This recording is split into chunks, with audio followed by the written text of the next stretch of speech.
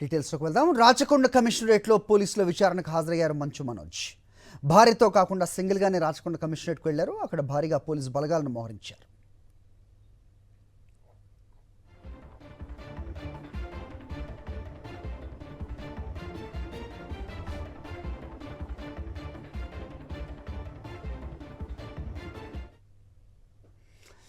Right, ఇదే అంశంపై updates మా కరెస్పాండెంట్ సుష్మిత అడిగి తెలుసుకుందాం. సుష్మిత, చెప్పండి. కాసేపటి క్రితమే మనోజ్ రాచకొండ కమిషనరేట్కి వచ్చినట్టుగా తెలుస్తోంది. ఏం జరుగుతోంది లోపల? అప్డేట్ చెప్పండి.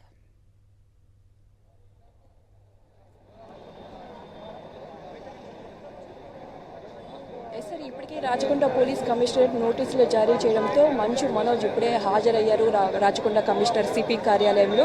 కమిషనర్ కూడా కలిసినట్టుగా కూడా తెలుసు. సో పూర్తిగా కూడా తెలుస్తుంది వ్యక్తిగత విచారణకు హాజరు కావాలని మంచు మనోజ్, మంచు విష్ణుకి మోహన్ బాబు కూడా నోటీసులు ఇవ్వడం జరిగింది. ప్రస్తుతానికైతే మంచు మనోజ్ విచారణకు హాజరయ్యారు. మంచు విష్ణు కూడా వచ్చే అవకాశాలు ఉన్నట్టుగా ఇందాకటి మనం చూసాము ప్రెస్ మీట్లో చెప్తూ ఉండడం.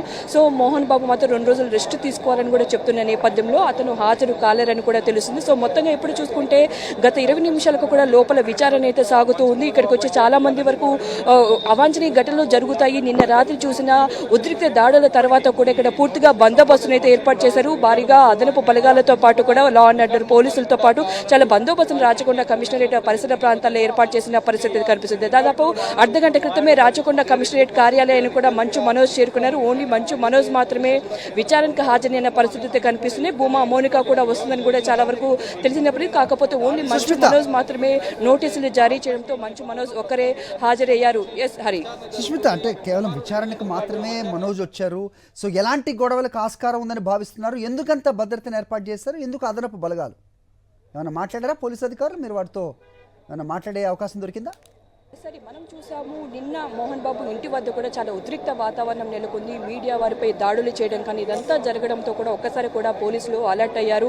ఎక్కడ ఎటువంటి ఇబ్బందులు తలెత్తకుండా ఉండేలాగా కూడా ఎక్కడైతే విచారణకు హాజరవుతున్నారో అక్కడ ఇంత వేర కూడా భారీ పోలీసు బందోబస్తును ఏర్పాటు చేసినట్టుగా కూడా తెలుస్తుంది. సో మొత్తంగా కూడా చూసుకుంటే ఇప్పటికీ విచారణకు హాజరయ్యేందుకు కూడా మంచు మనోజ్ లోపలికి వెళ్ళారు. తన కుటుంబ వివాదం గురించి కానీ గత 3 రోజులు జరుగుతున్న ఏదైతే పరిణామాలు ఉన్నాయో వాటి గురించి కూడా విచారణకు హాజరవుతున్నట్టు కూడా తెలుస్తుంది. అంతేకాకుండా ఏదైతే వీళ్ళకి సంబంధించి లైసెన్స్డ్ గన్స్ ఉన్నాయో వాటిని కూడా సరెండర్ చేయాలని కూడా పోలీసులు ఇప్పటికే ఆదేశాలు ఇచ్చారు. అంతేకాకుండా బౌన్సర్స్ను కూడా బైండ్ ఓవర్ చేయాలని కూడా ఆదేశాలు ఇచ్చినట్టుగా కూడా తెలుస్తుంది. సో ఇప్పటికీ చూసుకుంటే మంచు విష్ణు అయితే మరి కాసేపట్లో అంటే మధ్యాహ్నం సమయంలో వచ్చే అవకాశం ఉన్నట్టు కూడా తెలిసింది. మంచు మనోజ్కు సంబంధించి కూడా పూర్తిగా మీడియాతో మాట్లాడడం జరిగింది. సో మొత్తంగా ఇది ఆస్తుల గురించి కాదు, డబ్బు గురించి కాదు, ఎందుకంటే తనకంటూ ఒక సినిమాలో చేసుకుంటూ తనకంటూ ఒక ఇండిపెండెంట్ జీవితం ఉంది. సో దాని గురించి పోరాడటం లేదని కూడా ఒకవైపు మంచు మనోజ్ చెప్తూ ఉన్నారు.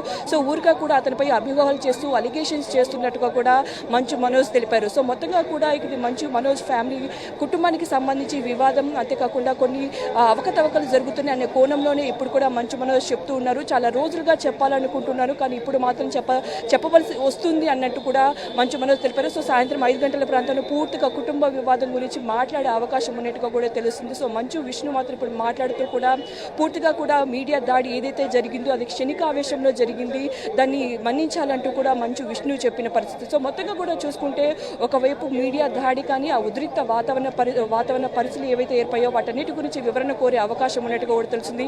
సిపి ఎదుట మంచు మనోజ్ హాజరయ్యారు. సో పూర్తిగా కుటుంబ వివాదం కానీ జరిగిన పరిణామాలు ఏ విధంగా జరిగాయి, ఎక్కడి నుంచి సీసీటీవీ ఫుటేజ్ అయితే ఎరేజ్ చేశారు అని చెప్పి మంచు మనోజ్ చెప్తున్నారు. ఎందుకంటే ఆదివారం గొడవ జరిగింది, ఆ గొడవలో తనకు గాయాలయ్యాయి, హాస్పిటల్లో జాయిన్ అయ్యాను. ఆ విద్యానికేతన్కి సంబంధించి ఎవరైతే వ్యక్తులు ఉన్నారో ఆ వ్యక్తులు పూర్తిగా కూడా నన్ను బ్లేమ్ చేసే విధంగా కూడా మంచు మోహన్ బాబు ఇంట్లో చేశారని కూడా చెప్తూ ఉన్నారు. సో ఏదైతే ఎరేజ్ చేశారో ఆ సీసీ ఫుటేజ్ని దర్యాప్తు చేయండి, సో పూర్తి వివరాలు బయటపడతాయని కూడా చెప్తూ ఉన్నారు. అంతేకాకుండా తనకు కావాల్సిన ప్రూఫ్స్ కానీ విచారణకు కావాల్సిన అన్ని ఇష్యూస్ కూడా సిపి ముందు పెట్టే అవకాశం ఉన్నట్టు కూడా తెలుస్తుంది. హరి, అయితే నిన్నటి వరకు పరిస్థితి వేరు. సో నిన్న చూసుకుంటే కనుక మోహన్ బాబు హాస్పిటల్లో ఉన్నారు, ఇటు విష్ణు అవ్వచ్చు మనోజ్ ఇద్దరు కూడా ఇంట్లోనే ఉన్నారు. సో నిన్నటికి ఇప్పటికీ పరిస్థితి ఏమన్నా మారిన పరిస్థితులు ఏమన్నా కనబడ్డాయి అనుకోవచ్చా? అలాగే కమిషనర్కి మొత్తం ఇదంతా వివరించిన తర్వాత ఏం జరగబోతుంది? అంటే మనోజ్ నేరుగా ఇంటికే వెళ్ళబోతున్నారా? ఆ సమాచారం మీ దగ్గర ఉందా? క్లుప్తంగా చెప్పండి. ఇప్పటివరకు కూడా చూసుకుంటే నిన్న రాత్రి ఉద్రిక్త వాతావరణం తర్వాత మంచు మనోజ్ జల్పల్లి హౌస్లోనే ఉన్నారు. అక్కడి నుంచి ఇక్కడికి చేరుకున్నారు. తిరిగి మళ్ళీ అక్కడికి వెళ్ళే అవకాశం అయితే కనిపిస్తుంది. ఇప్పటికే మంచు మోహన్ బాబు చెప్పిన పరిస్థితులు అయితే ఇక్కడి నుంచి ఇంట్లో ఉండకూడదు, వస్తువులన్నీ కూడా తీసుకొని వెళ్ళిపోవాలని కూడా నిన్న అన్నీ కూడా ఏర్పాట్లు చేశారు. సో ఈ నిమిత్తం ఇప్పుడు విచారణ తర్వాత కూడా ఒకవేళ సద్దుమణిగే చర్యలు జరిగితే మాత్రం అక్కడే జరిగే అవకాశం ఉంది. కానీ మంచు విష్ణువుకు మంచు మోహన్ బాబు మధ్య చూసుకుంటూ మంచు మనోజ్ మాత్రం ఏమాత్రం తనకు చాలా ఇబ్బందులు పడుతున్నారు గత కొన్ని రోజులుగా అన్నట్లు కూడా మాట్లాడారు. సో మొత్తంగా కూడా చూసుకుంటే జల్పల్లి నివాసానికి వెళ్తారు, అక్కడే తేల్చుకునే అవకాశం అయితే కనిపిస్తుంది. హరి ఓకే.